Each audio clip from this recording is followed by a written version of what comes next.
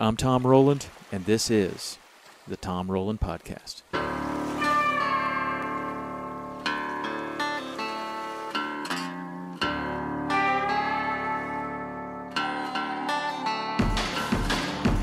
Hey, everybody, and welcome to the show today. Today's show is brought to you by Waypoint TV. There are over 60 different producers of television shows and short films, over 2,000 episodes you can see, both hunting and fishing, and you can get this content anytime, anywhere, on any device. Go to waypointtv.com and check it out.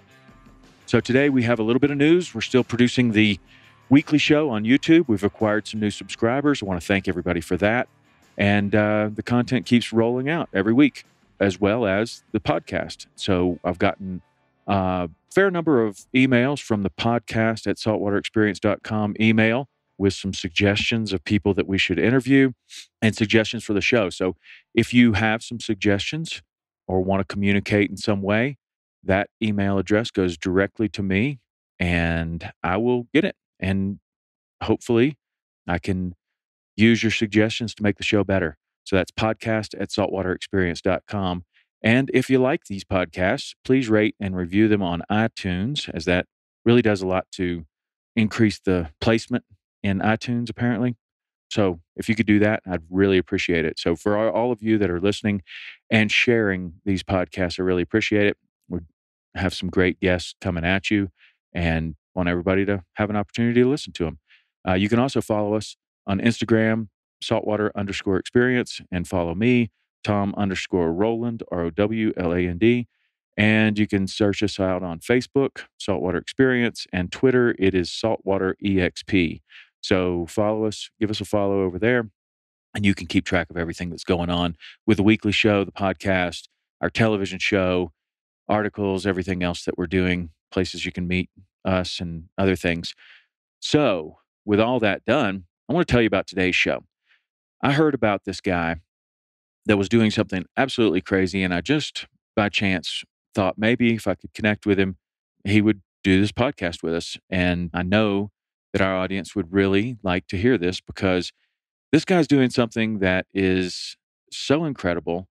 And I think that it becomes more and more incredible with the more experience you have on the ocean. I have a fair amount of experience on the ocean. We go 100 miles offshore sometimes and fish in a 36-foot yellowfin. And often that 36-foot yellowfin can really feel like a very large boat when you're leaving the dock. And you get out and sometimes it all of a sudden shrinks and you feel like you're in a skiff because the ocean is a place that can turn really nasty really fast. And so obviously as fishermen, we have to be very aware of the weather conditions and basically avoid bad conditions, try to make it back to the dock safely. But in this case, there's not going to be any avoiding conditions, and this guy is not going to be in a 36-foot yellowfin. In fact, he's going to row a boat, a 20-foot boat, across the Atlantic Ocean. And he is definitely going to encounter some weather, and we're going to talk about that. But anyway, I want to read a little bit of his bio off of his website. Tim Crockett has a very strong military background. A native of Hereford, England, he now lives in Atlanta, Georgia. He became a member of the Royal Marine Commandos in 1990 after a couple of winter deployments in Norway and serving in the First Gulf War. He was successful in joining the Special Boat Service and has spent much of his adult life either in, on, or under the water. Since leaving the Special Boat Service, he's continued to pursue a varied career providing support, training, and advising private clients around the globe, many of which operate in predominantly hostile environments. All of this experience may help him with this next challenge, which is rowing the 23-foot boat across the Atlantic Ocean.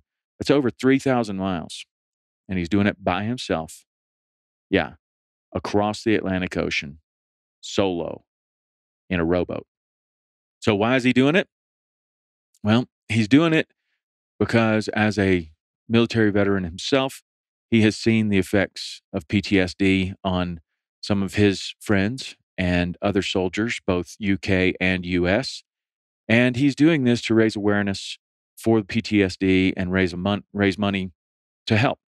And, I'm really in favor of it. I wanted to interview Tim when I heard he was rowing across the Atlantic Ocean because that's something I'm interested in, why anyone would want to do that and what he expects to happen on this trip. But I also wanted to talk to him because helping the veterans, certainly with PTSD, is something that's close to my heart. I just feel like we should be doing everything we can for these guys who have fought for our freedoms. And some of these guys are coming back and they're really having a hard time. And through something like this, I think that that it is a strong effort to try to help them. And so I'm in support of what Tim is doing. And I think that after you hear this podcast, you may also be in support of him. And that would be great because he has a 501c3, which means he can take tax deductible donations. And you can get to that through his website, tamethekraken.com. He's looking for financial support, obviously, but there's a whole list of stuff on there that he needs. Everything from EPIRBs to life rafts to bottled water, food, all kinds of stuff.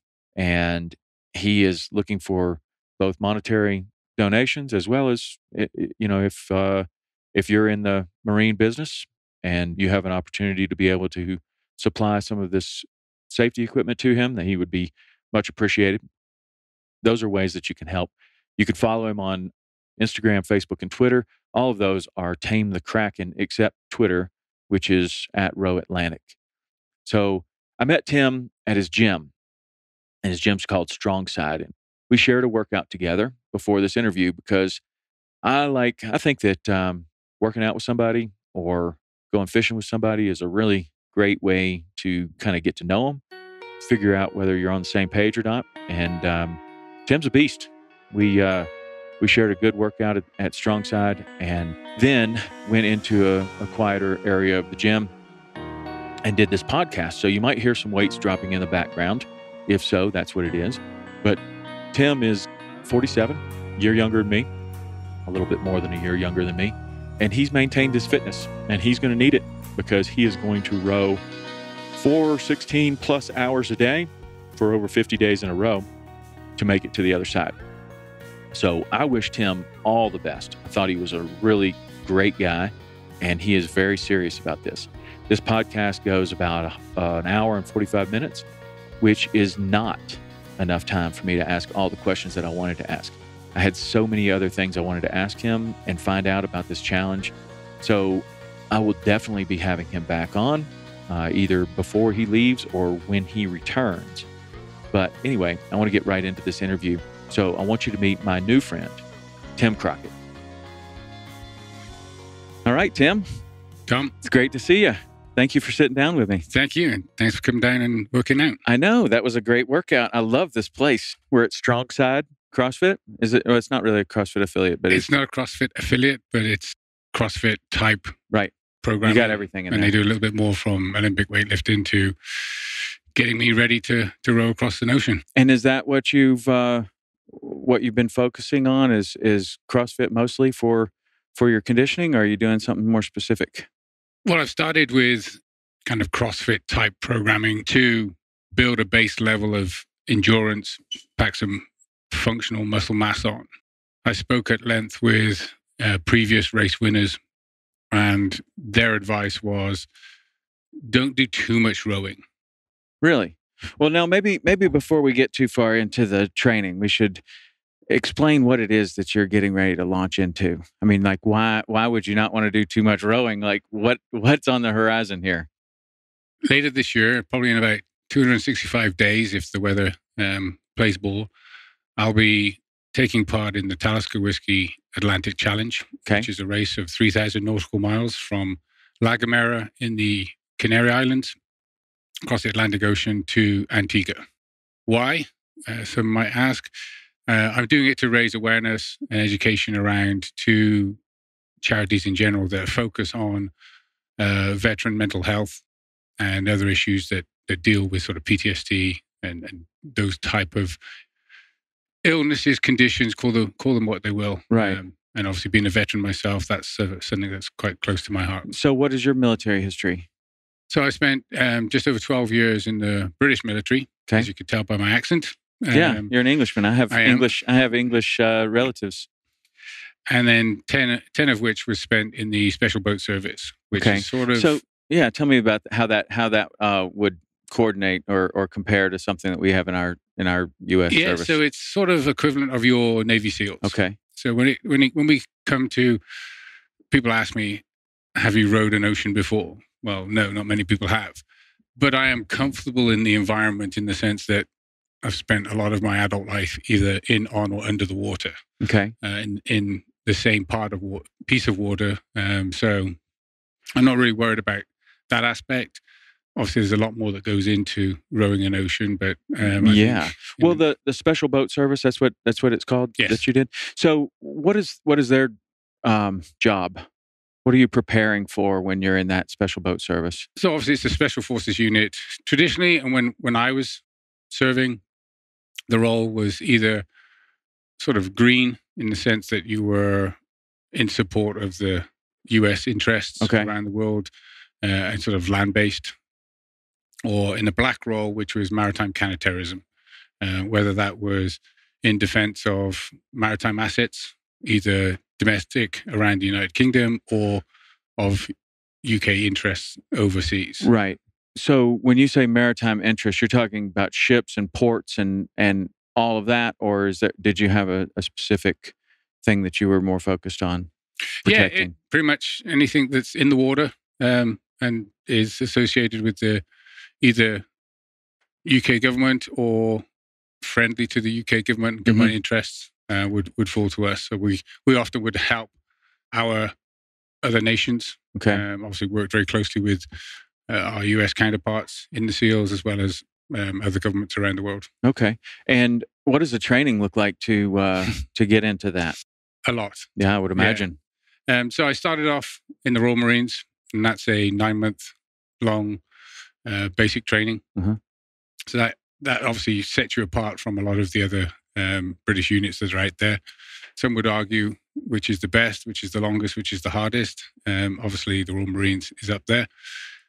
So you already had quite a high standard. I kind of started my military career in a very sporty way. I was on the boxing squad. Okay. Deployments to Norway, ski instructor's course, first Gulf War, more boxing. So again, I was reasonably fit. Must have been good. You don't look beat up at all. and I was young as well, resilient, one could say. But the transition into Special Forces, yes, you can train a lot and you can prepare yourself physically to a certain standard. And yes, that's part of it. But a lot of it is also what's between your ears and what's in your own heart. Because you've got to really want it. Right. And I noticed on the course that I went through, there were some very, very fit people. You're talking Olympic standard biathletes that found it hard and eventually pulled themselves off. Mm-hmm. Whereas some guys carrying a little bit of extra weight, but had the resilience, maybe the experience, popped out the other end, were a product of the process and have spent a full career within Special Forces. Yeah. Well, that really goes to, kind of the reason why that they're doing that, right? Like what is it that you're holding close to your heart that is pushing you through all of that heavy training? And you say like an Olympic biathlete or someone that obviously has so much more physical ability, but maybe they've already accomplished a lot in their life, or maybe they have plan B, a solid plan B, and you get another guy that he's got nothing else. Like this means everything to him, or it is a much deeper, much more profound meaning that he holds close to his heart. And what my experience is that people with the strongest why are the people that tend to make it, not necessarily the most talented or even the hardest workers, because it comes down to, when it's really on the line, you have a choice of either pushing through or not. And if you've got a solid plan B, maybe not. Yeah, it takes all sorts. I'd say that's part of it. But like myself, to some degree, it was I had a certain amount of trust in the instructors and the process, because I was still fairly young. How old were you at the time? I was 19, going on 20. In fact, I was the third youngest guy to pass SBS course at the time. The second youngest guy was actually on my course with me. Is it like our buds where you can get to where that's your first entry into the military, or are you having to serve time before you go into this? No, you have to do a minimum of 2 years within a fighting company before you can even apply. And then you're selected, like you have a selection process? So, yeah, there is. It's all volunteers. You go on what they call an aptitude or an acquaint. So you go down and you're put through your paces, through aspects of what to expect in the coming 12 months. So you do a lot of land navigation, a lot of running around, and a lot of sort of PT.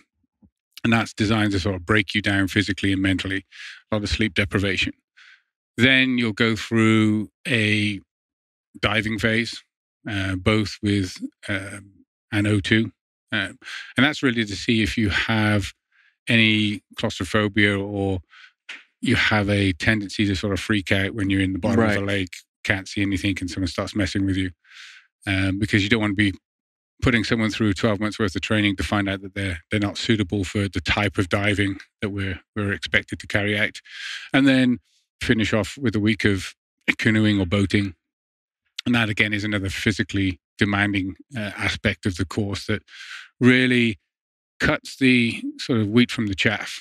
Those that, like you said, have that internal drive and really want it will make it through that aptitude test, knowing that, okay, this is only a 2.5 week period, but it will give them a good taste of what's to come.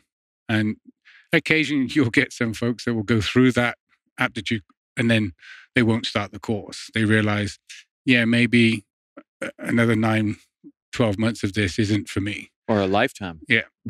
Right? I mean, that's what you're really preparing for, is a career, right? Exactly. But you're never going to get really tested as much as you will do in training, because the next time you get tested to anywhere close to that extent, it's going to be in a real life or death situation. And it's funny that when I'd gone through my career, 10 years or so, my last role within the service was as an instructor, UKSF selection. So things had evolved now. It was both the SAS and SBS now had joined, and we had a joint training team. And it was one of those jobs that I didn't think I would want to do.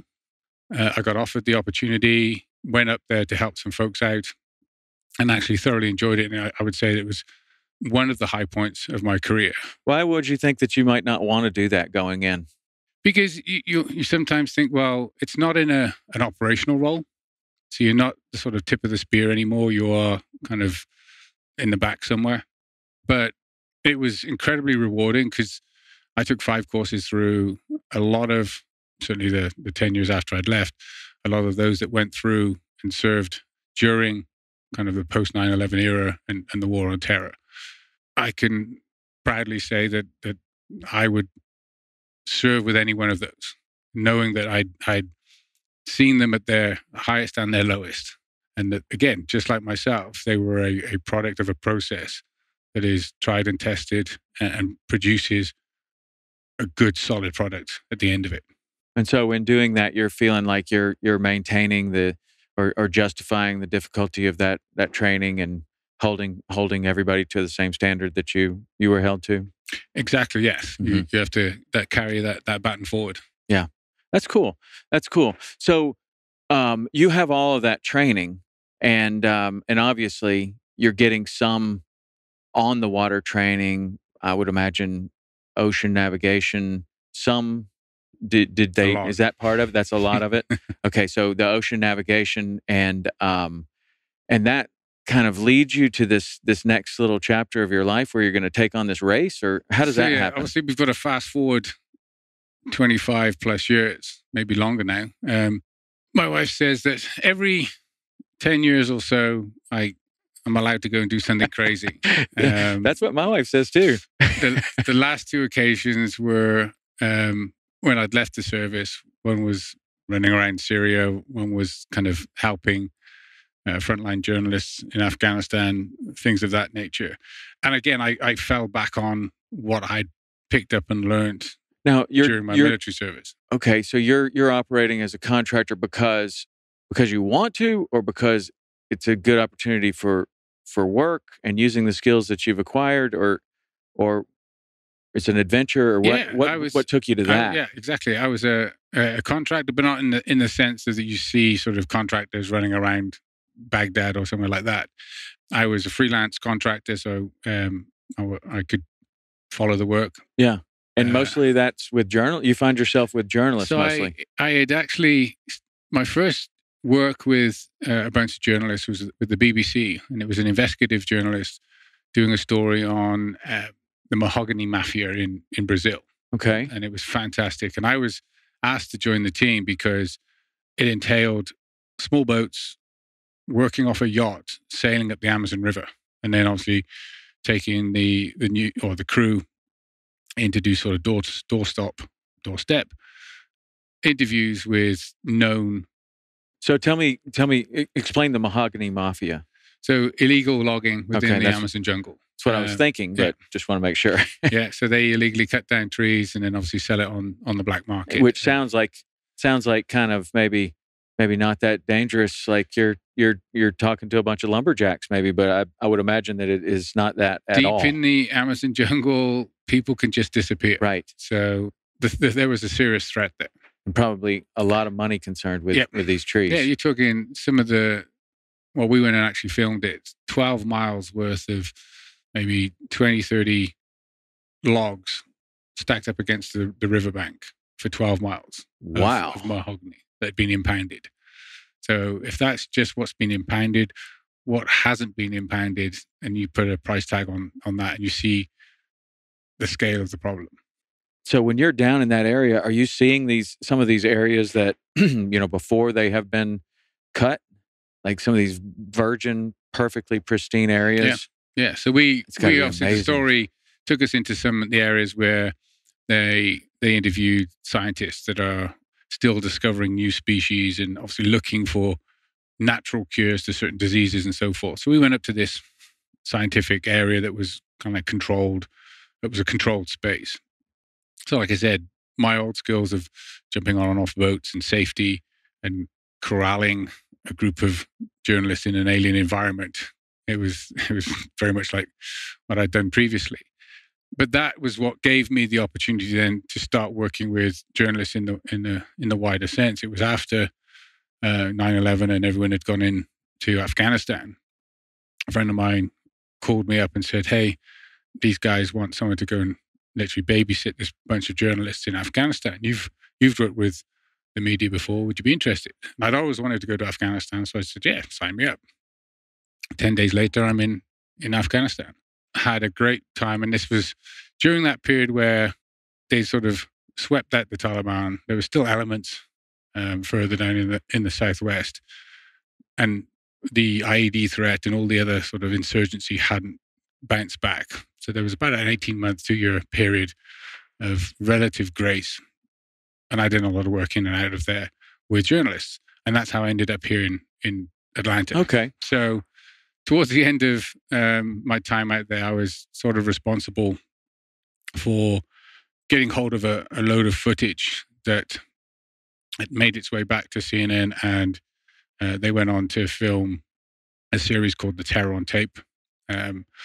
Chemical testing on dogs, and basically it was Bin Laden's video library that we'd recovered from Kandahar.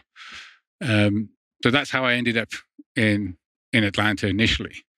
And then as they started to look at how are we going to safely look after our staff when we look at kind of Gulf War II, they asked the company that I started working for, I could be seconded to Atlanta, to CNN, and eventually I sort of set up all of their safety program, trained all their journalists that eventually then went into Iraq and managed all of their sort of field safety from there. Wow. So these journalists that are going in for the first, are they going in for the first time, or do they have some experience? No, well, again, wide range. Again, over the build-up period, myself and a couple of colleagues, we probably trained somewhere between 500 and 800 journalists go in. Some of those were very seasoned journalists, those that had, again, been running around scary places from Somalia, the Balkans, and other such places. And others that were, yes, new to the industry and had never really traveled much outside of the US at all. Probably got to take those guys aside. So everyone went through the same. To them a little bit. Everyone went through the same training, and again, it brought them up to a certain level where they were much more self-sufficient and perhaps a lot more aware of the risks that they would face going into that sort of situation. That's cool. And so that got you to Atlanta, and then you leave your family in Atlanta to go and do this work? Well, actually, that's where I met my wife here in Atlanta when I was here. And I did have a short spell back in the UK where my son was born. But we moved back here in 2006, and we've been back here ever since. So my wife is actually from Georgia, yeah. Oh, she is? Yes. Good Southern hospitality and a good Southern girl. I married a Southern girl too. It's a good thing to do. Yep. Yeah. My wife's a Tennessee girl, but the Southern hospitality is real, and I enjoy it.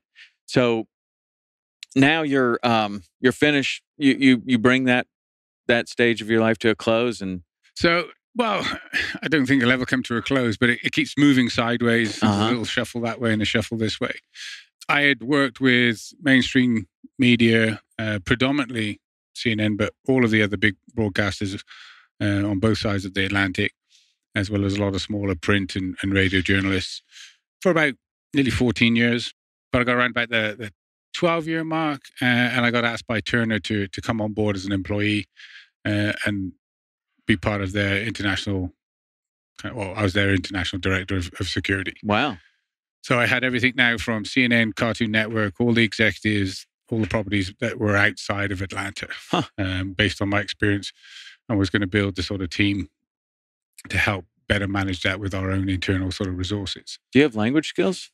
I can get by in a couple of different languages, all very rudimentary schoolboy standards, but I tend to pick up and drop languages fairly quickly, so I can immerse myself and get by. But are there certain cultures that you're spending more time and energy on than others? I would say now it's obviously Latin America.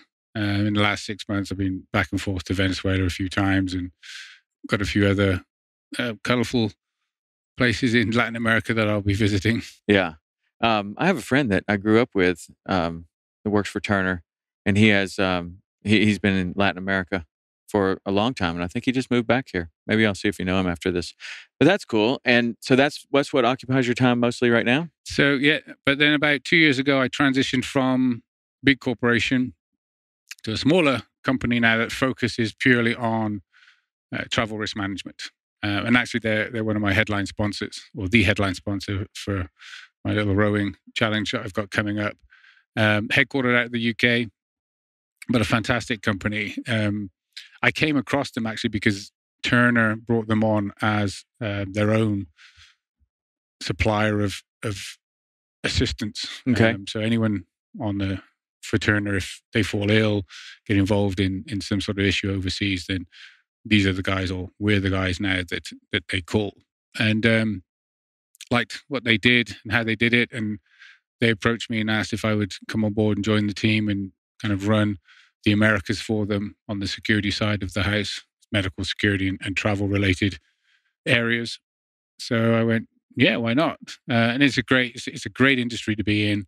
Everybody's traveling, whether it's business, whether it's leisure, schools that travel overseas, higher education, right down to study abroad or even spring breakers. Wow. You have to have a tremendous amount of experience to be put in that position, a tremendous amount of experience worldwide. I mean, basically they're saying you've been everywhere, you know how to operate safely everywhere, right? I mean, that's the kind of confidence they're putting in you. You must have. Yes, to some extent. And it goes back even beyond my military service. It's funny that the Crockett family business, going back as far as my grandfather, over 70 years, has been in coach and travel. Yeah. My brother and my father still work in that industry in the UK. So from the time I could crawl, the first scar I picked up, I crawled into the corner of a bus door, my father's bus yard, and have been involved with travel throughout my whole life. I was very fortunate. Like, as a teenager, I probably had been to most of all the European countries as that extra passenger, because my mother was a nurse. My father obviously involved in the business. And during summer vacations and school breaks, I'm hanging around. I got older brother and older sister. No one's going to look after me. So a lot of the time I had a chance to go with my father and stack suitcases and hand out teas and coffees on the bus and get to go to some fantastic places in the process. So travel has always been part of my life. Mm-hmm. Does that give you an uneasy feeling when you sit for too long in one place? Are you ready to pick up and go? To some extent, yes. I've gotten a lot better. And I think since I've had my own children, I prefer to come back, and I try to stay static longer. I'm not terribly good at sitting for too long, even over the course of a day. But I try not to travel as much. Yes, travel is still part of the job, but compared to what I used to do as a contractor or part of the military, where you're always on the road, you're always in another country, then yeah, I've gotten most of that out of my system. Are you trying to? It's interesting that you were raised that way, and you're traveling so much, and now you have kids of your own. Are you trying to instill that spirit in them a little bit? Absolutely. And that's what my father did with me. He was always the one that would try new food, would try new experiences, was an adventurous type. And I think that bled over into me. And I'm the same. My wife will shout at me. I'll eat things out of the fridge that are past their due date, as long as it doesn't smell or look funky. It's less of a concern for me. And I'll try new food. We'll go somewhere and always try something new off the menu. Always interested in going and experiencing new places, whether it's overseas or even here domestically. We're always looking at the map. There's so much you can do right here. Yeah, it's incredible. In fact, our last trip was actually up to Chattanooga with the kids. Oh, really? Yeah, just a few months ago. Man, Chattanooga's turned into a nice place. It really has. There's a lot of really cool stuff there, but just the United States in itself.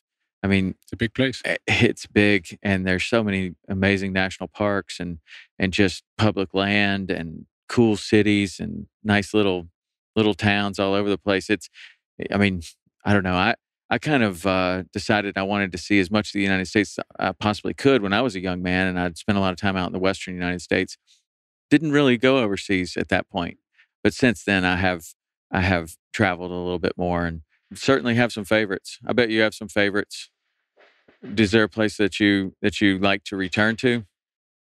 But having that bug, I've always wanted to go somewhere new. Yeah, I've gone back and forth. It may sound odd, and probably if I went back today, I really liked Afghanistan. Yeah, and it was probably a mixture of the culture, the people, and the terrain.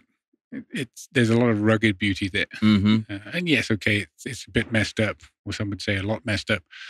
But the typical Afghan person has a wonderful spirit, and their culture is fantastic. It's a sort of a mixed bag of a number of different ancient cultures that come together.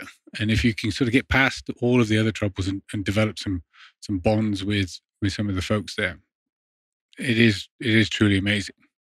So that's kind of out there. There's a little place in Key Largo that my wife and I... Key Largo, like the Florida Keys? Yep. Okay. That we vacationed once and thought, yeah, this would be the sort of place that we could... Did you stop in Key Largo, or did you keep on going all the way down? No, we stayed in Key Largo and had a vacation rental there, and we said, this is the sort of place we could retire to. Yeah. Well, the Florida Keys is amazing. I spent 20 years there, and I was on the other end of the island chain, 150-mile long stretch of islands. So I was in Key West, but we film all our television shows out of Hawks Cay, and the Florida Keys is It's an amazing place. Love it.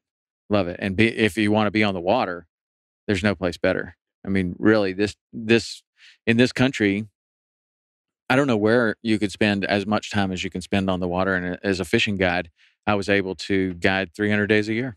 I mean, where else can you have that kind of weather to even have, or have that kind of tourism that would afford it, to where you have that many people coming down. But yeah, the favorites are easy to come by, but the least favorites, those often have the best stories. What's your least favorite region or place you've ever been? It's associated with long waits to go through immigration red tape and all that sort of stuff. I would say probably Jakarta, Indonesia. Yeah, it was just tiresome. And then Nigeria is kind of vying for that top spot with them to some extent. And it's funny because my initial experiences of Africa were all kind of Gulf of Guinea, West Africa. And it was a tight timeline when it came to the actual project that I was working on. We were laying a fiber optic cable off the coast and then taking cable ends into the certain countries along the way. And it was just painful dealing with some of the bureaucracy there. And then I had an opportunity to go back to Rwanda, Burundi, and a few other places. And I'd sort of gone in a little bit jaded based on my experience from West Africa. And it was very, very different. People were different. It was nowhere near as problematic. Not to say that it was problem free. Yeah. But again, the countryside was stunning. Obviously, this is gorillas in the mist type countryside. Yeah. And the people were great as well. So kind of restored my faith in some of the issues that some people get sort of pulled into there. Yeah. I haven't done a great deal of travel in Southeast Asia, in the Philippines, and a little bit in Japan, a little bit in Indonesia, but I haven't done China. That's a place that I would like to go visit. Haven't done India. I've sort of stopped on my way through, but not seen anything more than the airport. There's got to be some amazing, amazing stuff in both of those countries. But anyway, so you've traveled all over the place, and now you're back in Atlanta. And how does this rowing adventure trip goal? Yes, so we're almost coming up to that next 10-year mark where I'm allowed to go and do something crazy. So we've brought it forward a little bit, and it goes back like 2 years ago when the 22 push-up challenge was going around. Okay, it was obviously one of those social media campaigns that people were trying to bring attention to the fact that 22 veterans taking their own lives a day for one reason or another, and I got tagged, and obviously the whole challenge was do 22 push-ups for 22 days and then tag friends to try and bring attention to the cause. And it was around about that time that I reconnected with an old military buddy of mine from the Royal Marines. Was in the boxing squad with me. And again, with just a couple of conversations online, on Facebook, that sort of thing. And it was probably 6 weeks after that I learned that he took his own life, and he had been suffering pretty bad from PTSD. Obviously, I had no idea. Hadn't spoken to him for 25 years, maybe more than that, and wasn't close with him in that sense. But it stuck with me, right? And obviously, I'd read the press and had seen the news articles. And I felt that I wanted to do more. And initially, me and a couple of friends were trying to get another little awareness project up and running. They were both in TV. So we had one of them doing push-ups with the sea lions in Georgia Aquarium. And we had a load of drones involved. And we were trying to get some airmen and soldiers out of Dobbins to sort of do the whole thing. And we're going to do a wider production. But on the day it was supposed to happen, some weather event came through Atlanta. So it got postponed, and then invariably life sort of got in the way for everyone else involved. So it was one of those itches that I just couldn't scratch. Yeah. At that time, another guy that I knew was rowing across the Atlantic from mainland Europe to mainland South America as a team of 6 for a UK children's charity. And it was in that period that I'd come across the race that I'm now involved with. And I thought, that sounds like a good idea. It's a good platform for charitable fundraising. And looked at it a little bit more. Obviously, asked the wife if it was something that she would agree to. Yeah, that's a good idea. And good start. Caught her on a good day. And she said yes. She was only probably just half listening to me. So did she understand the 3,000 miles part? And maybe this might take I don't know. How long could this possibly take? No, maybe 60, 70 days? Again, she must have been sort of half listening when I asked her. So. Or maybe she just knows that you have a restless heart and you have to scratch the itch that is itching. She does know me, and she knows that I won't go into anything that could put myself at serious risk. And I was like, when she started to question it a little bit more, and we're talking a couple of months after, my stock answer would be, well, at least no one's shooting at me. Yeah. And you've had plenty of experience with that. I said, so there you go. So initially I went to one of the other guys that was doing this other production with me, and he's a big kayaker. And I said, hey, would you be interested in rowing across the Atlantic with me as a pair? And he looked, he's like, no. I mean, I would imagine that most people don't even know this is a thing. I didn't know this was a thing until I came across your story. I'm thinking sail across the Atlantic is one thing, and that's pretty out there. I mean, a solo sail across the Atlantic, I mean, probably more people do that than row across it, but still, I mean, man, I've spent a lot of time on the ocean. The ocean can turn into a very, very bad place very, very quickly. And if my wife's listening now, this is like you can go and... it's a different ocean. Yeah, exactly. We're talking about a different ocean. Yeah. So when he said no, and I'd already sort of started the process, I thought, well, I could either just give up then or row it as a solo.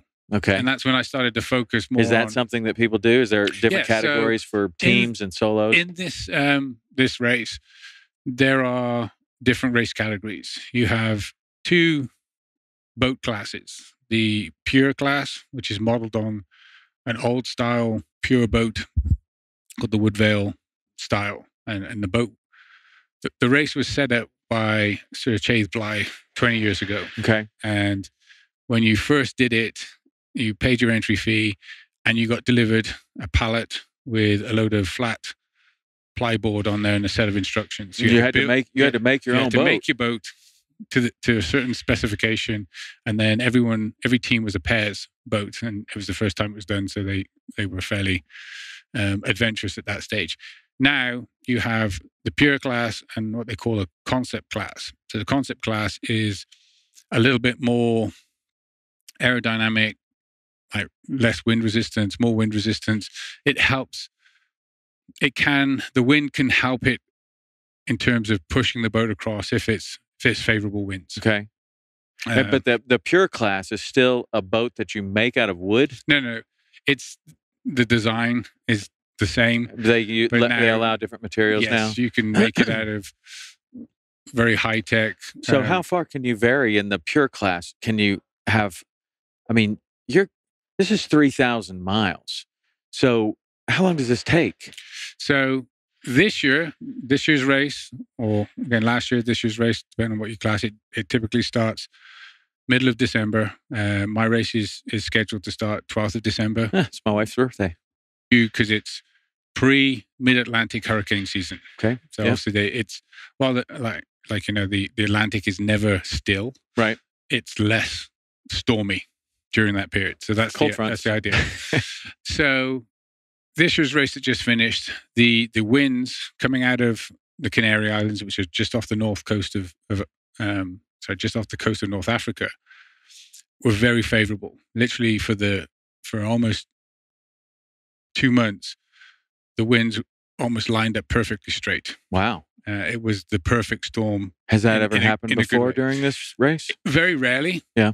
But these were probably the best conditions that anyone has ever seen. Hence, every single world record was broken. Okay. So prior to this race, the world record for a solo concept class boat crossing the Atlantic was 35 days. Okay. This year, a solo concept class boat did it in 30 days. 30 days. Beat it by 5 days. 5 days. Just to put that in perspective, the guy that won it was 4th overall out of, I think, 27 boats that started. Wow. The 3 boats in front of him, by one day, were 4-man crews. Wow. So he was... Who is this person? He sounds like Superman. He is. I think he has been nicknamed Superman. He's a Dutch guy, 6'7", Mark Slats. Now he has a lot of ocean-going experience. 6'7" ocean-going Dutchman wins by 5 days. That's incredible. But the guys that actually won the race, the 4 oarsmen, they were all 6'5", 6'7", young lads that beat him by a day. So 4 versus 1. Wow. And only by 1 day. That's incredible. Yeah, he just monstered it. The second solo rower came in 44 days, was 1,000 miles behind him. He's 1,000 miles behind, but doesn't even come close to the record. And he smashes it by 5 days. It's incredible. Yeah. So prior to that, the average, when I was doing my research, the average solo crossing was around about 50, 52 days. Okay. So I'm building my campaign on 50 days or less. All right. So when I first was asking this question, it was because I was interested in the pure boat and if there was any variations that you could have. I mean, like, is there shade? Or you're in the concept boat, right? Mm-hmm. So let's talk about the concept boat. Explain this boat. I mean, this isn't an open dory style rowboat, right? Or it is? Yes. So you can't. The race rules is completely unsupported. So you have to start the race with everything that you need. You can't have any outside assistance. For 90 days of supplies? So you've got to have... I mean, it might take some people 30, but you probably need to be prepared for 90, right? Exactly. One of the race requirements is that you have to have 90 days worth of rations. Now, to qualify that, you have to submit a calorific burn plan or calorific plan as to, okay, I'm 225 pounds. I'm going to base my food intake on 10,000 calories a day. So I've got to show, you've got to lay it all out on the floor before you pack it into the boat. Here is my food. Well, wait a minute. So you think you're going to burn 10,000 calories a day, which is, okay, people probably remember when Michael Phelps was going for the previous Olympics, and he was saying that he was burning like 23 or 24,000 calories a day, which is an ungodly amount of food to put in your body. 10,000 calories is also a lot of food. Most people probably eat between 1,500 and 2,500 calories a day. Yep. Now, 10,000 calories doesn't surprise me because you're what, 6'4"? 6'2"? 6'2"? You're a lot bigger. I always overestimate people's height because I've barely cracked 5'8". It says it on my driver's license. I'm 5'8", so I am 5'8". But you're what, 220, 230? 225. 225. I was a wrestler. I usually can size people up pretty good. So 225, and you're going to have an activity all day long. So and all night. You think that is, how are you coming up with this 10,000 calories? So in chatting to Mark Slats, and I haven't got into the sort of weeds with his diet plan. It's one of the things I'm waiting to speak to him about. So Mark Slats is the one that just won? Just won. Okay. Yes. So he was working off a 10,000 calorie a day plan, and he still lost weight.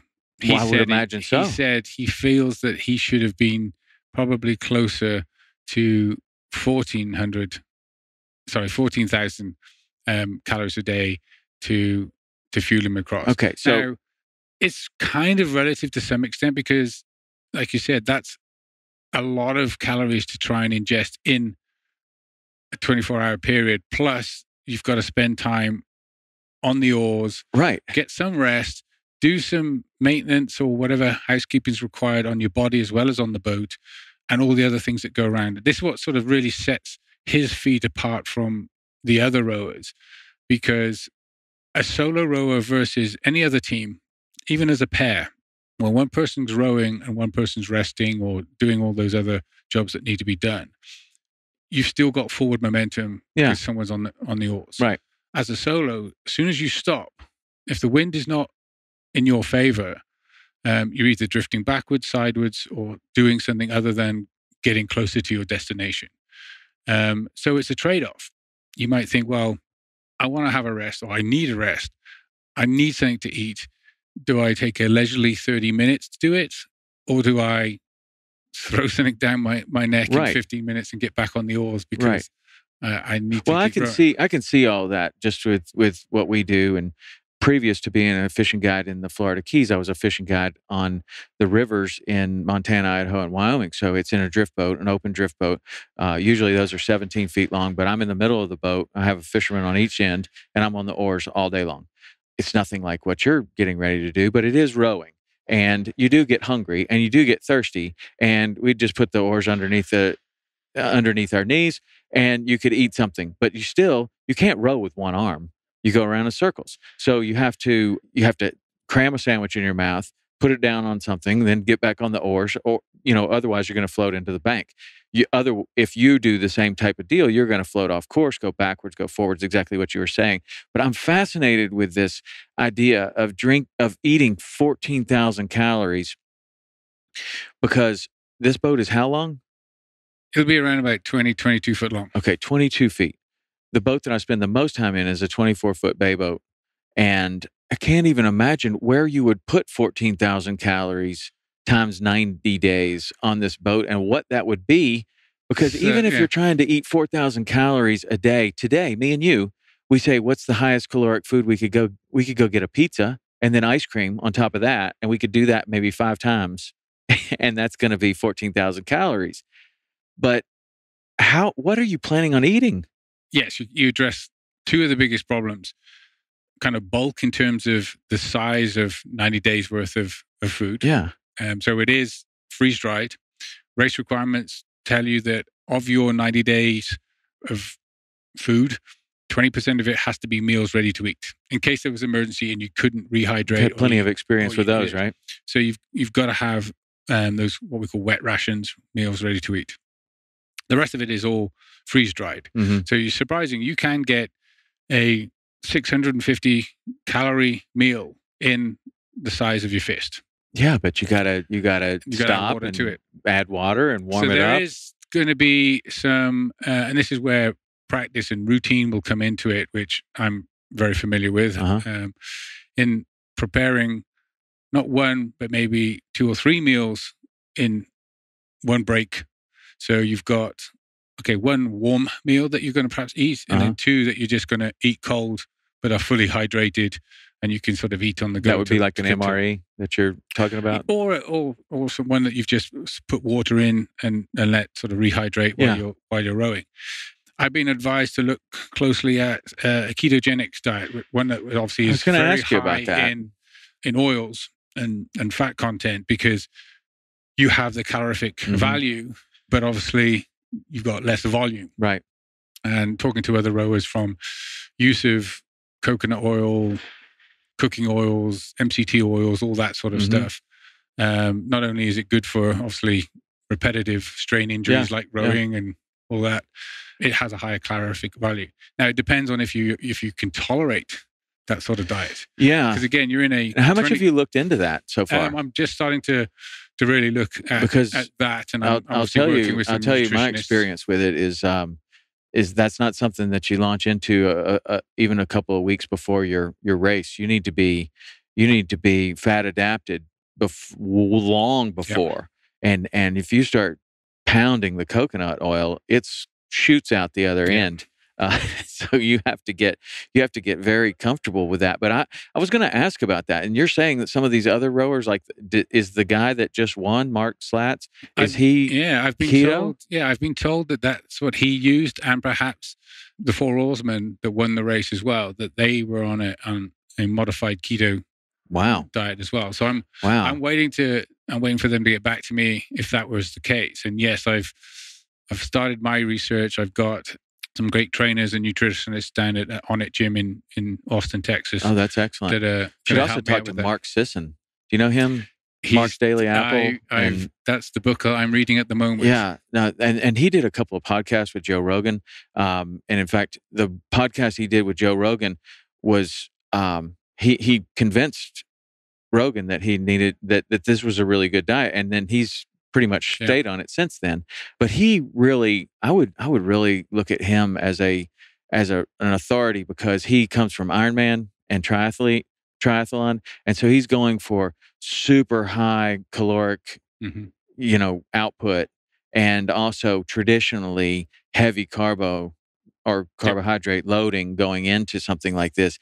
And he's really convinced that that athletic performance in the Olympic level and other levels is going to be unlocked with the ketogenic diet if he can just get these athletes to try it long enough and then actually compete on it. I've heard a lot of ultra marathon runners have started to move across to keto diets. The other interesting kind of byproduct or benefit of the diet that I've heard, which appeals to me for my adventure, is that it helps with lack of sleep. Really? So it helps obviously with the cognitive function that will get degraded, the fact that you're only perhaps sleeping 4 hours a day or even less. And that was one of the things that Mark speaks of his experience, that at one point I think he had like zombies coming out and trying to grab his oars and pull him in or something. And a lot of rowers do experience some form of hallucinations. I would imagine when they've been battling with whether it's heavy seas or other issues, because you have to have a certain amount of technical skill. And yes, you need to know how to row, but that's more about injury prevention. Because you can imagine jumping on even if it's an erg at your local gym for 16 hours a day for the next 30 days. If you're not rowing with good technique or reasonable technique, you'll develop aches and pains. So you have a rowing coach? So I've got a rowing coach, a guy that I've known for a number of years. Take a video, send it to him, and he gives me pointers. And I've had a couple of coaching sessions with him. Has it gotten better? It has. And the difference is I'm not rowing a boat race in the sense on flat water that's typically 2,000 meters. Right. In a little tiny boat. Where your stroke rate is normally higher and obviously a lot more powerful. I'm in a boat that's, again, constantly moving. One oar may be in, one may be out. And the cadence of that stroke rate is going to be a lot lower because you're going to be doing it for a lot longer. So that's that. From a training perspective, yes, you can get hot and sweaty here very quickly on a row machine. But I've got to sort of train myself to get in that cadence. Then it's all about, like you said, that routine in just being able to spend as much quality time on the oars and then being very efficient off the oars, preparing food, cleaning your body, rehydrating, and then being prepared to fix stuff. And that's where some people struggle when you're a solo, because if your water maker malfunctions, and the water maker is obviously a high pressure filter that takes seawater and makes it potable. That has to be, that's your lifeline. That and the power system on the boat are the two things that's going to keep you in the race. Is there a spare water maker? Yes. Again, race requirements, you've got to have redundancy for everything that's on the boat. Okay. So how much water can you make in a day? The water maker that I've gone for, I think the output is fairly high. I can't recall off the top of my head.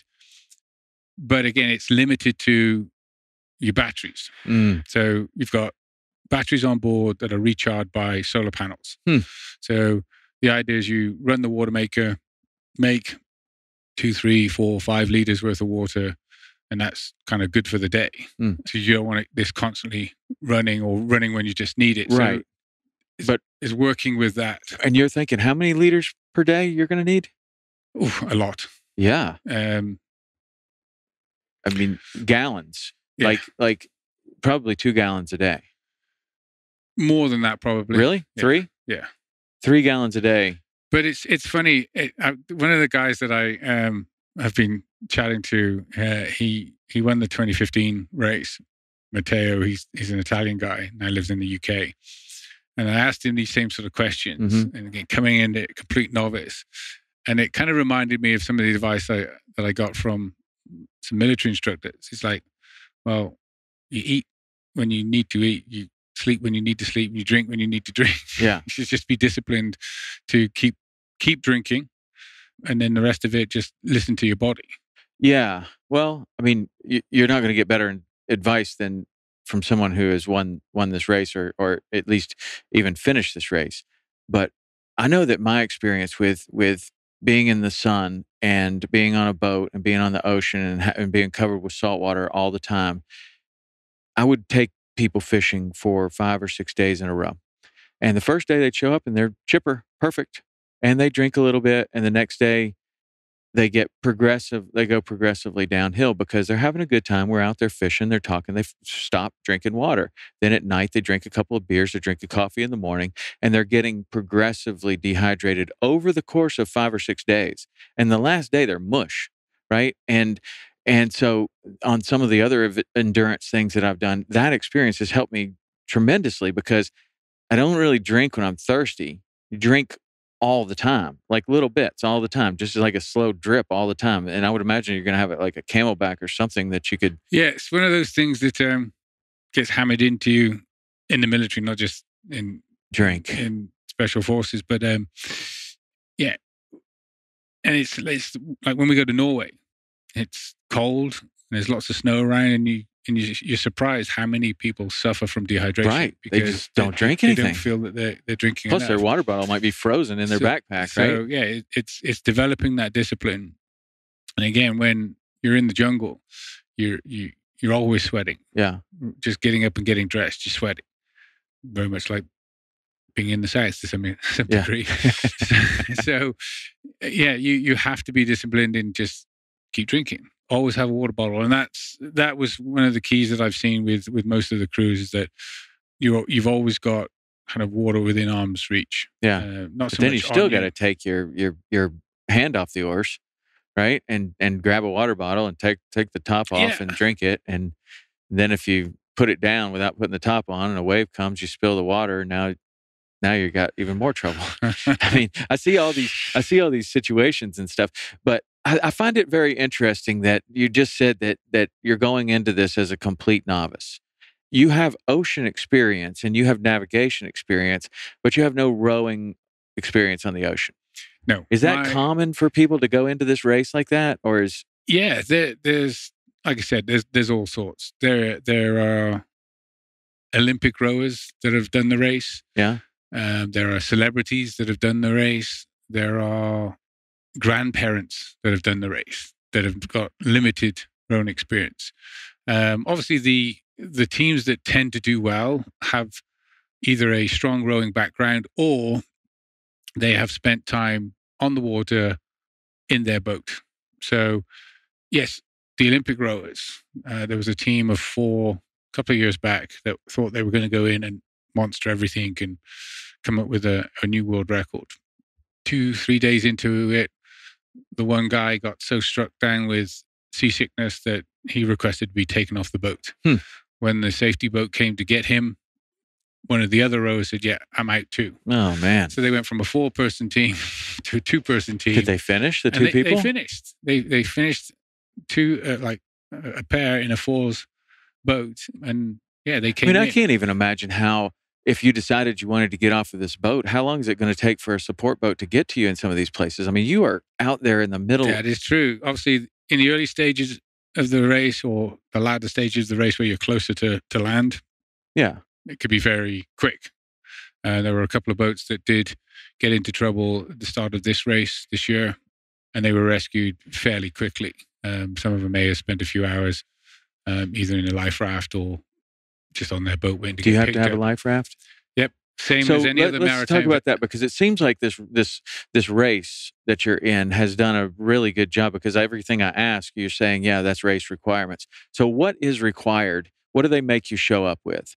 So another reason why I think I got approval from the Longhead General to that's your wife to participate is that there's no doubt that this perhaps is a little bit more costly to enter than just rowing it independently. And there are lots of rowers that will just jump in a boat that they've got and row from one side of the Atlantic to the others. But in doing so, they're taking a lot more risk. This race, it is incredibly well run. They work with you. All of the boats have to be scrutinized and checked, and obviously built to a certain specific standard. Every boat has to have every maritime safety piece of equipment that you would find on any boat that goes offshore. So safety rafts, EPIRBs, personal located beacons, SOLAS tape, VHF radios, etc., etc., etc. So there's a lot of redundancy built into the boats. The boats are very seaworthy themselves. Yeah, they're designed to self-right. A lot of boats will. Well, what happens if it flips over? Where do you go? So you are also attached to the boat. Always. Yeah, because I would imagine that is your lifeline. Yeah. If you get separated from the boat, you're dead. Yes. There's no immediately. Because in fact, the last person to be lost at sea in this race, in an ocean-going race, I don't know if it was this race, was that they got separated from the boat. This is, even though it's a small boat, you can't sort of turn around and row against the seas to go and find someone. I mean, maybe in perfect conditions, but not perfectly. Mostly, it's mostly not perfect conditions. So yes, you have jackstays that are again built to a certain specification that you're clipped to. Okay, and again, you've got the safety. So, do you wear a chest harness or a seat harness, or what? Most wear like a hip harness. Yeah, because there's less chafing. Okay. Yeah, that's got to be a serious problem. Covered in salt water all day long, you're rowing. As you know, just one casual wave that comes over, then dries out. You're now covered in little salt crystals. Yeah. And obviously any rubbing motion is going to create a sore. So what do you do? Take Vaseline? So do a lot of people use Vaseline? Of people that, again, things that will stick to you, you're essentially sticking more sandpaper to you. Exactly. A lot of people will row naked. Huh. But then you have the sun. With lots of what are you going to do with this? But then you got there again. You got sticky stuff all over you. Yeah. So and then the salt is going to stick to the sunscreen, and it's going to become more of a. Again, this is more of a challenge for solo rowers than some of the pairs, because the teams. Because with the teams, they tend to work a 2-hour routine. Okay. So they'll row for 2 hours and then 2 hours off, and in that 2 hours off, they will wipe themselves down, clean themselves off, powder themselves up, apply cream, attend to any sores or rest of it, normal housekeeping chores, get some food ready, rehydrate, and get whatever rest you need. As a solo rower, you have to be a lot more disciplined and aware of what your body is happening, whether it's sunburn, whether it's blisters on your backside, salt sores. There's so many things that can happen. I mean, God, I have so many questions, but like your hands, you've got to prepare your hands. I mean, I'm looking at our hands right now just because we both work out a lot, and they're pretty tough, I guess, but not for 16 hours of rowing. Like, how are you preparing your hands for this? Are you planning on wearing gloves? That is an option. Some people wear gloves, some people don't. But you got to train. I would imagine that you got to train, and if you're going to wear gloves, you got to train in gloves, and you got to have them broken in. So, but then they get salt water on them, and they're wet, and the rest of it. So and then you get trench rot on your hand. I think the purist doesn't use gloves. Yeah, you can obviously have that as a backup. So yes, you break them in, you have them.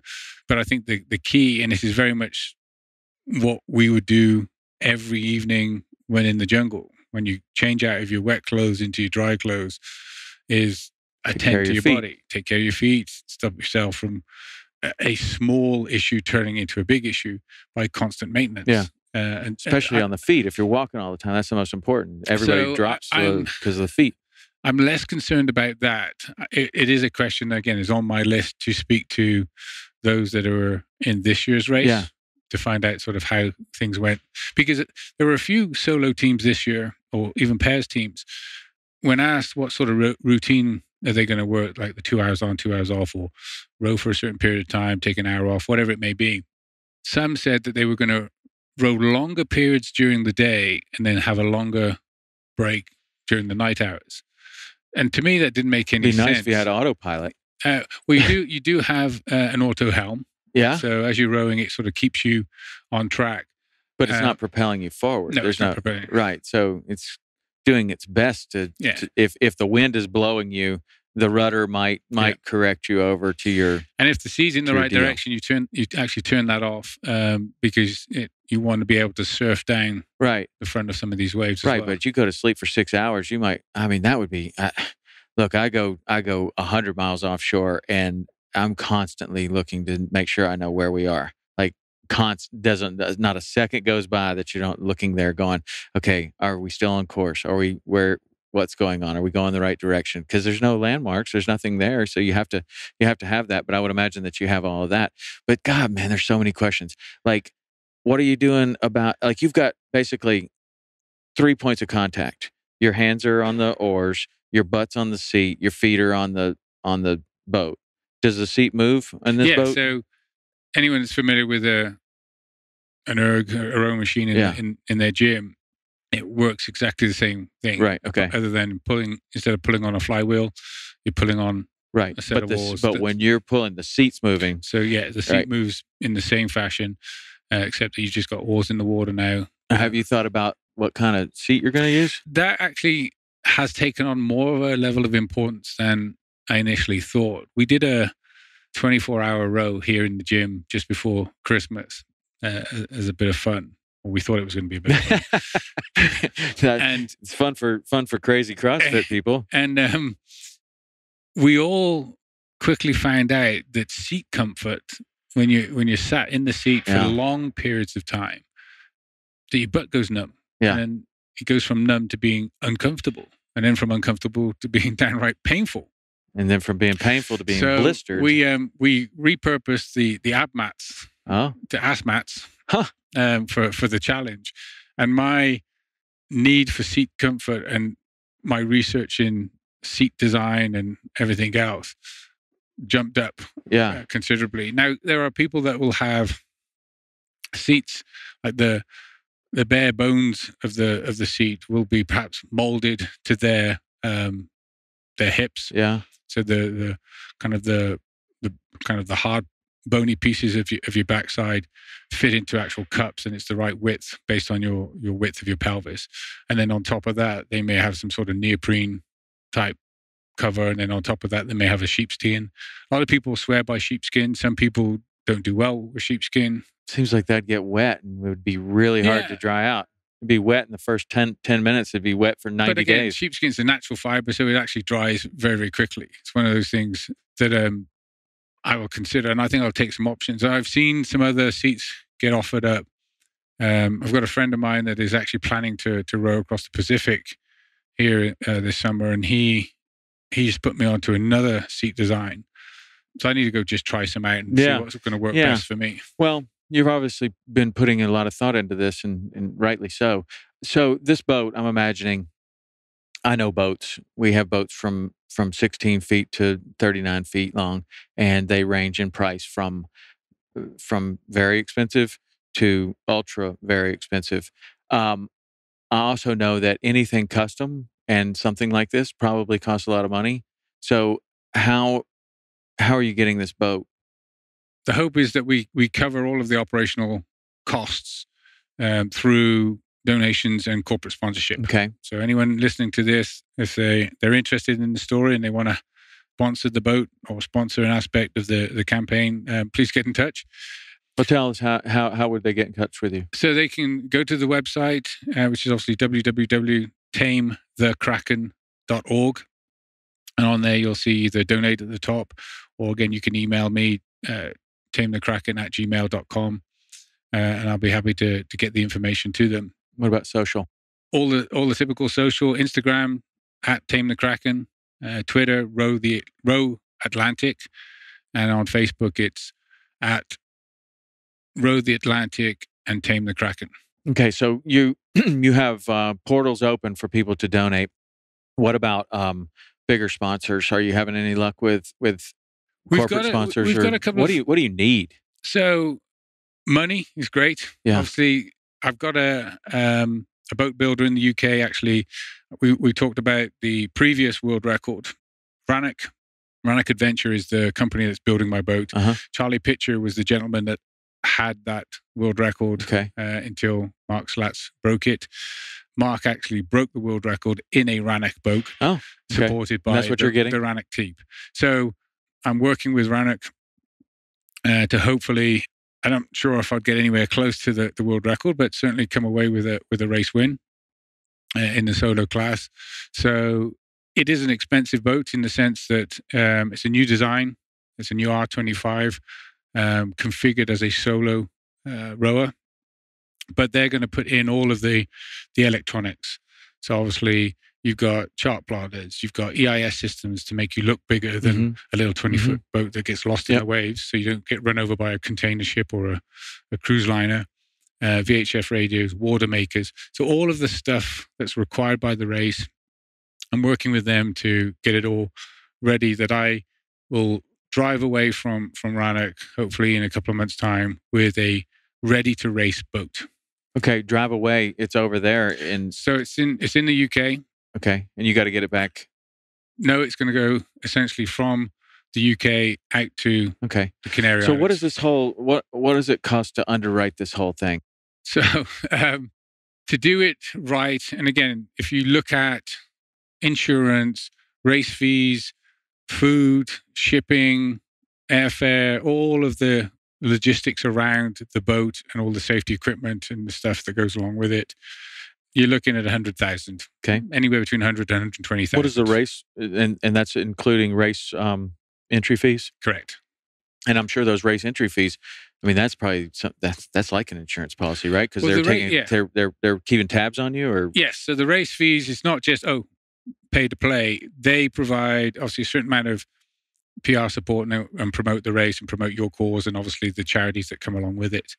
They issue each boat with a tracking device, so anyone can log in and follow the boat. Cool. So like when you're doing this, people could watch you. And this race that just ended, you can download an app to your mobile phone and follow. Did you follow these racers? I watched the whole race daily. Did?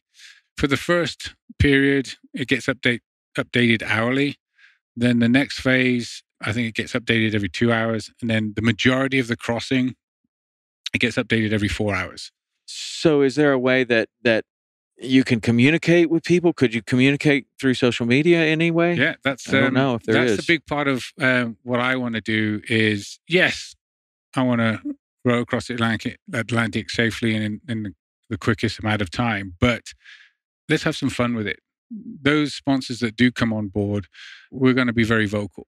Anyone that gives a sizable donation, we're going to get your message out. If you, pledge some money or want to have someone's dedication read out, I can do that at sea. Wow. You'll have cameras and stuff? So each boat gets given a couple of cameras that will go to the race footage that go on to make a documentary. Every race has about an hour-long documentary that gets shown on National Geographic, as well as I think it's Virgin on the in-flight entertainment systems. But I'll have my own cameras anyway. I'm hoping to work with either a broadcaster of some sort or a documentary team, or even anyone that's interested to get a more powerful satellite system, a beacon of some sort, that we can send video postcards. There's a gentleman in this year's race, great guy, Damien Brown. He's a former Irish rugby player. He's gone on and done other endurance events, and he was a solo rower. He was in a pure class boat. He came in last. He was the last boat that crossed the line.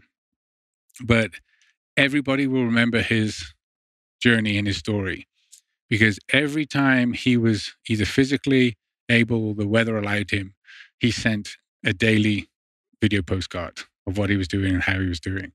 There was one day he came up where he got capsized during the night and obviously banged his head off the side of the boat, and he's got cut on his head and his blood dried on his face, and he's giving his story in that Southern Irish accent, and it was great. He's a great guy, and I'm hoping to get some more inside information from him as to how he did that, how his crossing went. Because again, even though whether you come in first or you come in last, everyone has something that I can benefit from. Right. Whether do this or don't do this, or I had real problems with this.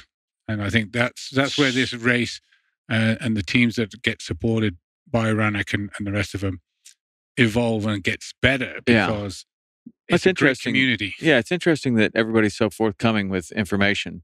I mean, basically, they're in a life or death situation for 50 or so days. I mean, anytime you're on the ocean, you're in a life or death situation. I mean, I have great respect for the ocean, and I've seen it go from really a very placid place to really, really rough and really, really bad very, very, very quickly.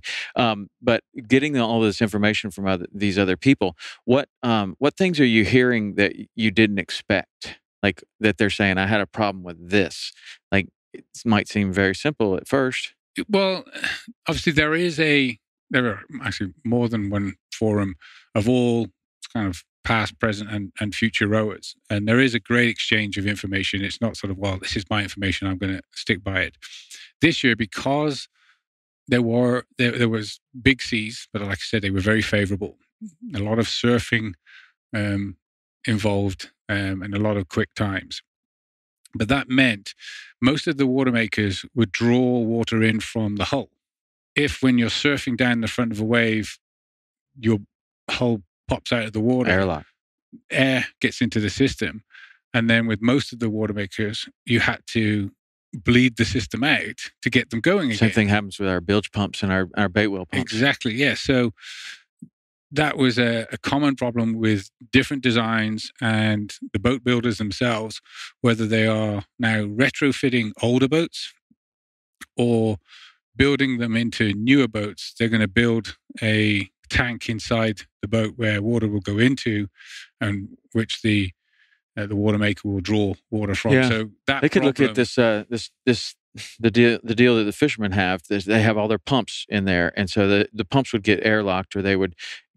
So somebody came up with this idea where they create a box, like a plexiglass box that's perfectly watertight, and then the pumps are in there, but the water shoots up in there, fills this box up with water, and then the pumps are submerged in there, right? So they never get airlocked. And even if the water level starts to go down, if it temporarily doesn't fill that all the way up right up to the top, there's still enough water in there for it to always keep running. Yeah, it's a pretty good system. Built in there. And that's the sort of thing that gets openly discussed.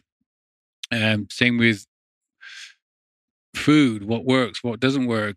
Suntan lotion, how much should what do I they take? say about what do they say about that in particular? Because I mean, with my career as a fishing guide, I'm out in the sun all the time, and that is the number one thing that I see that customers, when they come down, they get sunburned so badly that they can't come the next day, or everybody has a hard time. And for 25 years, I've been trying my best to stay out of the sun, either by covering up or any. So I'm interested, as an Englishman, particularly, how are you planning on staying out of the sun? Well, I've got a skin condition that I've sort of picked up, that if I get sunburnt, it tends to sort of break out and become problematic. Oh, so that's a bad problem. So for this race, thankfully, it's on my head, so easily solved. I'll wear a hat all the time. Yeah.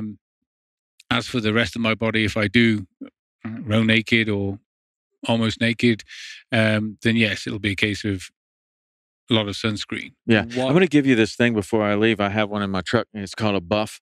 And we started wearing these in the Florida Keys, and the fishing guides, they used to wear the big floppy hats, but the wind's always blowing them back. And then it went to a baseball cap, and some of the fishing guides would wear a bandana front ways, but then it leaves the back of your neck open. So then they'd wear a bandana on the going backwards too, but then it's tied tightly across your nose. It's not very comfortable. And eventually I found this product called Buff, and it's like a sock that you put on your face, and then you cover up your hat, and it actually keeps your hat on. You got your sunglasses, and you can breathe through it, and even when salt gets on it. But that thing is a lifesaver. I'll give you a couple before I leave. And then you cover your face and neck, because you're probably going to have, for half the day, you got the sun at your back. So you're getting hammered in the back of your neck. And if you're rowing naked, good luck. The thing that I've got to crack, it depends on, is getting the lotion to the bits that you can't reach. But then there's also, in the fishing world, like what I would do is I would push the boat along with a stick. So it's very athletic, or rowing all day long. And so all of these materials, just like the materials that we use in all the workout clothes, it's become better and better and better and better, to where these clothes are fit with an athletic fit, and they move. Like we have this one company, Hook, and they have really awesome stuff, really super lightweight. And I wouldn't think it would chafe you that bad, but you would have to train in it. Have to fill your bathtub up with salt water, make salt water. Maybe we could get them on board. I'll put you in touch with them. I'll put you in touch with them, because they what better testimonial for their product would be if they could keep a very pale Englishman from getting sun cancer, or not sun cancer, but sun poisoning. That's the problem. You get this sun poisoning, and you get burnt so badly that you break out in, like, it looks like a 3rd-degree burn. You get blisters, and I've seen people get it on their scalp and all over their back of their neck. But the buff and covering up, I have found that just is remarkable. But you're not, it's chafing. Chafing is an issue. Yeah. It's going to be an issue on this. And there's, like I said, this race has been going on for 20 years, and I don't think anyone's come up with a solution to chafing. It's a part of. I think I'd definitely be taking. I know you got to watch your weight on this, but I think I might be tucking at least a tube or two of Vaseline in there somewhere. Because once it starts, man, there'll be some pseudocreme. There'll be some other, remedies. I'm sure we'll experiment as we go through. Yeah. What about a fishing rod? Are you going to take a fishing rod? It's interesting, because when you were speaking to some of the other guys earlier, certainly a lot of the teams do take either the collapsible poles or fishing lines, because they have the luxury of, one side of the team is rowing. But you basically become a reef. You're probably going to have to clean the bottom of your boat, because if you're out there for 50 days, you're going to be, not only are you going to become a reef, but you're just out there. And so everything collects around you. That's our MO. We go out offshore looking for any debris that's been out there. The longer it's been out there, the better. And it's got dolphin all over it, and all kinds of other fish. And you could just be pulling those right out. Yeah. You can eat them raw. Exactly. There are a number of teams that will catch something, pull it on board, fillet it, and then there you go. You can sushi it right there. Just throw a little wasabi and soy sauce in there, and you're good to go. But you really wouldn't need that much. We could get you some fishing rods and stuff, but you're not going to want to take many fishing rods. You just I was always thinking like a Cuban yo-yo, which is just a round piece of plastic, and you got all the line on there, and you put that off of there, and then you've got this in one hand, and so you're pulling here, pulling, wrapping, and you can land a huge fish like that. Some of these people that are comfortable with that, you just basically get it up and you just sling, as the fish starts coming towards you, then you just sling him right up on there. And I think I'd give it 40 days in, you're going to be looking for something fresh. Exactly. Give it enough some dehydrated food. And some entertainment as well. I would imagine, like, I've started creating a playlist, thinking, that's a good song. I'll write that one down. But other than music and audiobooks, making little videos, and obviously the occasional conversation back and forth by satellite phone, I'm going to need some sort of distraction. You're going to see some amazing things. The stars that you're going to see on the ocean are going to be, that's got to be the best place in the world. It has to be. Yeah. Where's the light coming from? You see some of the images and the videos that crews have shot like mid-Atlantic when there is nothing else out there, and it is absolutely phenomenal. Some of the sites that they see, and you again, if you go on YouTube and you see some of the footage that people have posted up, where you've got whales literally coming up alongside and rolling just to see what you are. And again, yes, you do collect fish underneath, gathering shade and debris and all that sort of stuff. And then beyond that, you may have a shark that's feeding off the fish that have. So you get all different kinds of sea life that are up close and very personal. Wow, that's going to be one amazing trip. It really will be. I mean, this is an amazing time of your life because this whole preparation. I mean, you're learning. I would imagine you're learning every day, which is exciting. And kind of, how old are you, by the way? What am I now? I'm 47. I'll be 48. It'll be my birthday in the early stages of the race. Okay, so I got you by a year. I'm 49. But at this time in our lives, anytime that you can come to a place that, I mean, like people always say like, oh, those were the good days. And you kind of ask them about what the good days were. And whatever it was, maybe they were struggling in their business or they were, just getting started. But think about it, it's like they were learning every day. Like when you were going through your early training to be in the military, you're learning every single day, and your learning is on supercharge. Like you have to learn, or there are going to be consequences. And now I would imagine that at this point in your life, you're learning about your training, about the seat, about hydration, about how many calories. You're learning so much about all of this stuff. Fundraising. It's got to be fun. Yeah, you're doing a really good job with fundraising. Have you ever done it before? No, and it's not me. You have people helping you? Asking people. No, it is me. But and obviously my wife's helping me, and I've got some friends back in the UK that are doing a tremendous job trying to represent the team over there. And if you go to the website, you can sort of see the story that I've woven around the name of the boat being the Kraken. What's the story with that? So obviously, the Kraken is tied historically to something bad, dark, that's going to drag you down to the depths of the giant sea. Squid. Obviously, it's a mythical. I don't know. Scandinavian. I think there are really giant squid out there that might be able to drag you down. It could be. I've been to the London Natural History Museum and I've seen something that is pretty big and pretty scary. And that's my analogy of PTSD. So hence the campaign name being Tame the Kraken. And I've put the whole sort of story up there. The idea behind kind of helping people overcome this and deal with whatever they may be going through. It could be PTSD. It could be the effects of a traumatic brain injury. It could be the spouse of someone that was in the military that's suffering. So there's many facets to the actual cause behind, and it's grown a lot more than just supporting two charities, and that's something that will evolve. But what I've found that it's hard just to get to the start line, and I didn't think it would be as hard to when you speak to others that have done big fundraising events, whether it's a race or raise money for someone that's going through chemotherapy or whatever it may be that's personal to them. It sounds so easy. When you're trying to get $130,000 together to just get to the start line, to then row 3,000 miles, to sort of then really maximize the platform for the charitable side, that I've found to be a lot more challenging because everyone means well and wants to do well.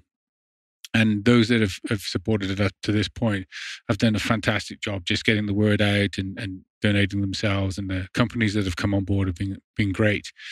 We just need to perhaps tell more people, get the word out there to others. So what I want to do, like I said, is get into the thick of the planning and that preparation for myself, and to make sure that I don't let all those people down that have got behind the campaign, and make sure that it's a huge success from that point of view, and take this beyond just a race across the Atlantic. Yeah, well, there's so much to do. I mean, you're doing all of that. You're trying to get prepared on the gear front, but you're also having to prepare your body. And that's what we're here doing at this CrossFit gym or at Strong Side here, is getting prepared. Do you feel good at 47? You know, I came in here, I told you I had just pulled my hamstring in the CrossFit Open. It is. I've been here. I started coming into the Strong Side probably just over a year or so ago. And it's something that I'd been interested in for some time. But I wanted my wife to sort of join me. I thought it was something that we could do together. I'd just train at home, a lot of running around. But like I said, as you get older, the knees are not so compliant. And here, Mitchell and the program that he's got in place, within a month and a half, I was hooked. I thought, this is great, because you just felt a lot better. I felt a lot better. My posture was better. It was debatable whether I was moving better because you're so sore from the workouts. And I hadn't felt that sore for a long time, but it's a good sore. Yeah. And then I think once we get through the Open, which obviously will be announced tonight, finish it this weekend, then I'll work with Mitchell and we'll start to focus a little bit more on what I need to do now over the next 8 months. In that preparation, are you planning on doing any sort of just extended, really long efforts, like a 10-hour ruck or any? I mean, are you putting any of that? Like, let's see what putting 10,000 calories in my body might feel like. And obviously, you don't want to just put 10,000 calories in your body unless you're burning somewhat close to that. My hope, like I said, because there are a number of safety courses that you have to do, from like sea navigation, things that I've done in the past, but I need. Well, you got to check those off before you get to the race. Yeah. One more thing on your list that I need actual certificates for this time. Passing them, I should have no problem, but it'll help dust off a few brain cells in that sense. But if I can do it in a certain place over in the UK that's close to where my boat will be built or be berthed, then after class in the evening, I can go row for 3-4 hours. So I can spend more time on the boat, and yes, start getting used to eating on the boat, getting ready on the boat, going to the bathroom on the boat. That was I asked my daughter, I said, what kind of question do you think I asked him? She said, how's he going to poop? And I said, I think it goes right over. And she goes, he'll turn the boat over. He'll turn the boat over. It's actually bucket and chuck it. Bucket and chuck it? Yeah, so just like one of those orange buckets that you get from you need to get you a Yeti bucket in case you have a really, really bad problem. It can handle anything. Yeah, there you go. And then, yes, you throw it overboard and it's gets recycled. Yeah. Man, there's just so much planning and so much preparation. I would imagine that you just, even though this is 200 and some odd days away, it would just feel like there's just not enough time. It is. Is it? As I watch that counter clock that click down. Do you have that on your phone? It's on the website. When I did Go Ruck Selection, I had the countdown and I had a picture of it, and it was like 276 days. And then one day I looked at it and it was like 12 days. Oh no! I had this, to go back to that question, I will do everything that's kind of more race orientated. Will I do more kind of long endurance rowing events? Probably not. I will try and do longer rowing periods, 2-3 hours at a stint. But the best advice I think that I got from Matteo was that do things that beat you up. So a good long endurance CrossFit workout, double Murph, triple Murph, those sort of things that just really mess with you psychologically as well as physically. Same thing over and over and over again for hours. I think will help with the mental resilience. And then in terms of physically, rowing is going to be thrown in there. A lot of Olympic lifts, deadlifts, cleans, everything that's going to strengthen the rear posterior chain. All while not getting injured. All while not getting injured, and try and pack on some usable muscle. Yeah, and that's where you really need to be thinking about the diet. Like if you're going to be going keto, you got to do that soon, I think. Yeah, like I said, once we get the Open out of the way, I will start to play with it. And the idea is, yes. Yeah. But try it out. But God, I would think that I don't know, man. That could be really hard because most of the available foods that you're going to get in a backpacking store or a sea store or whatever are definitely not keto. High carbs. No, definitely not. And which is why so much of the bars and everything else that you're eating. Yeah. I mean, they have keto bars and stuff like that, but they're not as available as some of these other ones that you can get, 1,200 calories in a little bar like this. I don't know. Well, that's where I need to have that conversation with the guys that may have done it this year and see how they did it. I'll again reach out to Mark Systems. I'm actually speaking to two food manufacturers now that do supply food for the race. They've both asked me for examples of keto diets. The one has said, well, I could do this and leave this piece out and just have this. They're now looking at it because I'm sure if that is something that has been proven to change the game, then I think more and more rowers may start asking for just a keto my blend. Advice is just try it all months before you actually do it, because you get intestinal disorder or some kind of a distress on the middle of the ocean would not be a good place to do it. But there's no help, and I don't know how much Pepto-Bismol you can put on your boat. It sounds like you've got to really watch out. So the one thing I didn't ask you, and I know we'll wrap this up here real quick, but is there any cover on that boat at all? No. No cover. So you sleep completely out in the open. No. You've got, when you're rowing, it's like 20, 22 foot long. You have a main sort of cabin on the front end. All right. Which is about 6.5 foot long, where you're going to sleep. Okay. And that's where some of your... Watertight? Yep. So the design of the boat, like I said, it's self-riding. You've got race requirement. You have to have 30 days worth of bottled water as ballast in the bottom of the boat. So if both your water makers break, you've still got 30 days. 30 days for someone to come rescue 60 you. Gallons of water on the bottom of the boat? Yep. That's minimum, probably. Yeah. Then you've got a smaller cabin on the back where a lot of your electronics are housed, water maker, all that sort of stuff. With those properly sealed down, you've got 2 bubbles of air. So as you get rolled, it pops back up. So that's kind of the design of the boat. So to rest or to go and kind of hang out if there's a real bad storm and you can't row or it's unsafe to row, then yes, you can go and basically lock yourself in a very small spaase. Wow, that's interesting though, that your electronics would be in the back and then you're up in the front, not knowing which way you're getting blown. And well, you'd obviously have one of the displays would be in the main cabin. Okay, yeah, because you don't want to be too far away from that. And the switches, but the actual like nuts and bolts and the business end, like the batteries and the water maker, can be down that end. Wow. This is such an incredible adventure, and I still have so many questions. We're going to have to do this again. Yeah. But the rest of them is the rowing deck, and you're not allowed to even kind of put up a T-shirt to dry because it could be construed as catching more wind and being a sail, and you'd be disqualified. I understand that, and I understand integrity and the race rules and all of that, but how would anyone know? You're out in the middle of the ocean. Like, no one could rescue you for 30 days and they're going to get mad at you for putting up a T-shirt?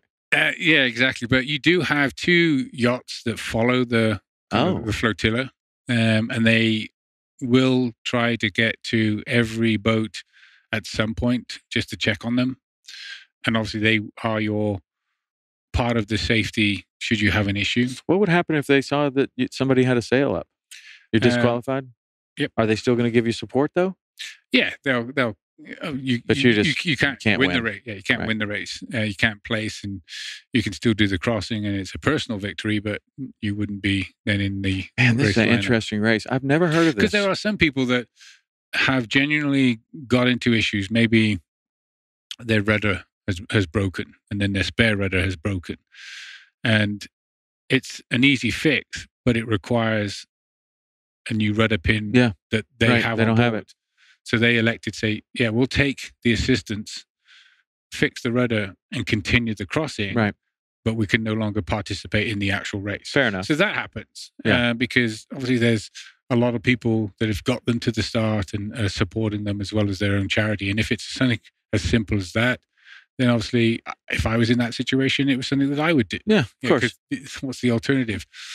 Like flail around, right? Potentially not even finish the crossing. Besides that, I mean, and the safety aspect for your sponsors and for the charity and for the message that you're trying to get out, it's not about winning necessarily. It's about undertaking this amazingly difficult task and seeing it to completion. If that requires some assistance, because of something that was out of your control. You smacked into something in the middle of the night, or a shark bit your rudder off, or anything can happen. I mean, it's the ocean. It's funny. I read in some of the race kind of paperwork that someone said that this year probably 600 or so people will climb Everest.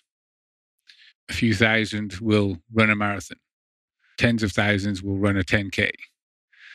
Yet only a small handful will row across an ocean.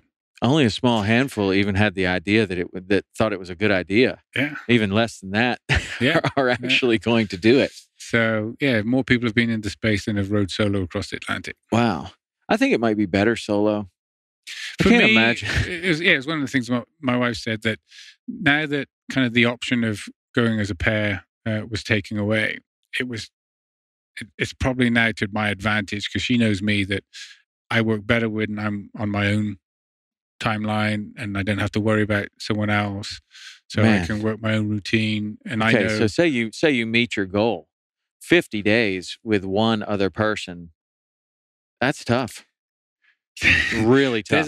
There's a great account of, it was the first race of this kind. The race was won by two New Zealand gentlemen. One was an Olympic rower that actually competed in the 86 Olympics here, and 87 was the first race.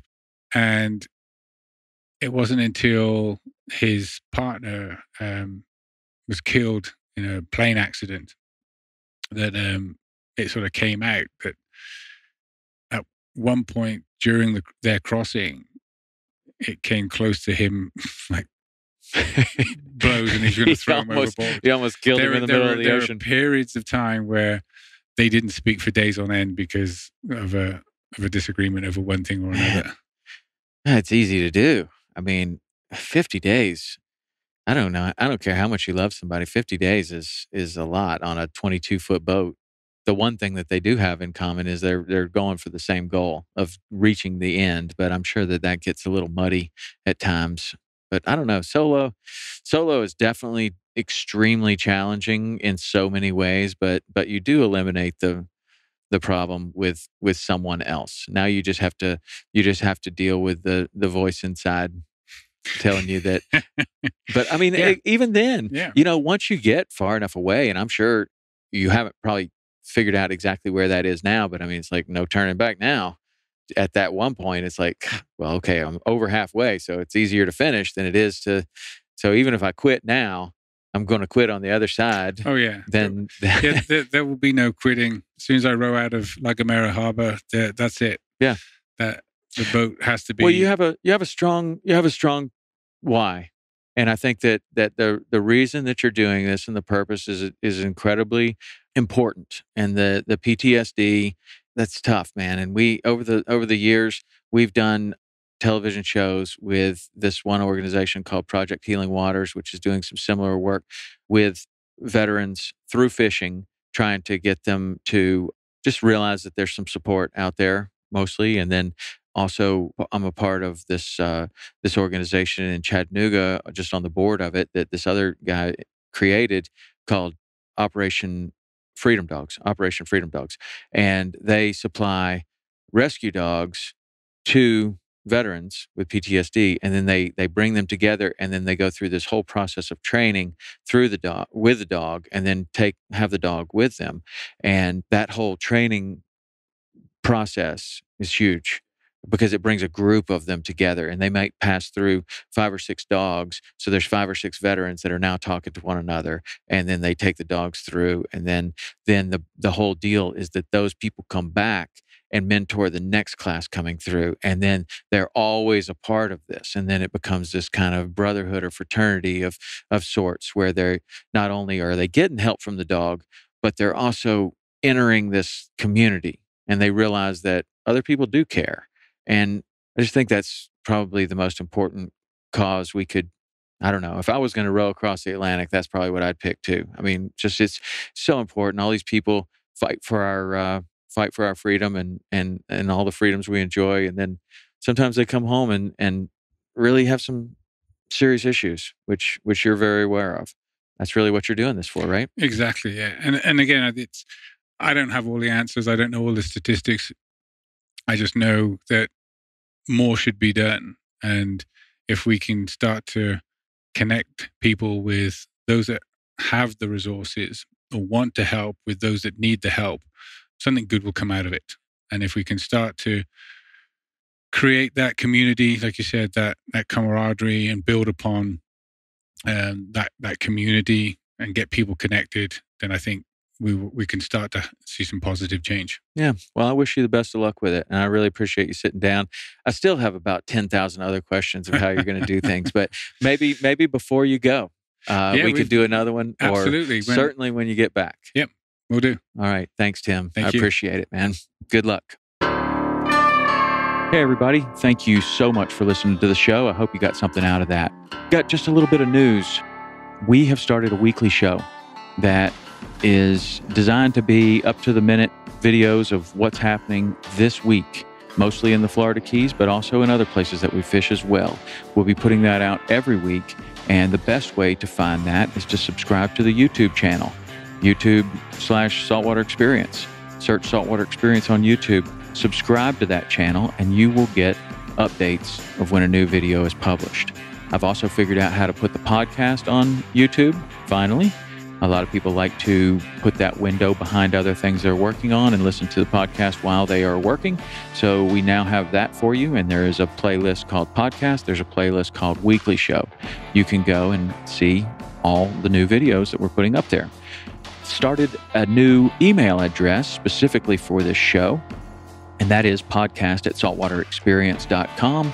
podcast@saltwaterexperience.com. Those emails come directly to me. I'll see every single one of them. So if you have comments, suggestions, ways we can make the show better, and particularly if you have suggestions of someone you would like to see me sit down with in the hunting world, in the fishing world, in the outdoor sports world, or just a motivation, inspirational character, or someone that can teach us all something, I'm very interested in your suggestions. So that's podcast@saltwaterexperience.com. You can get the podcast on iTunes, Stitcher, Spotify, SoundCloud, and we're also publishing it on the blog. The weekly show will be published on the blog too, but the best way is to go to YouTube, subscribe there, and you'll get it immediately when it's published. So until next week, thanks for listening, and we'll see you soon.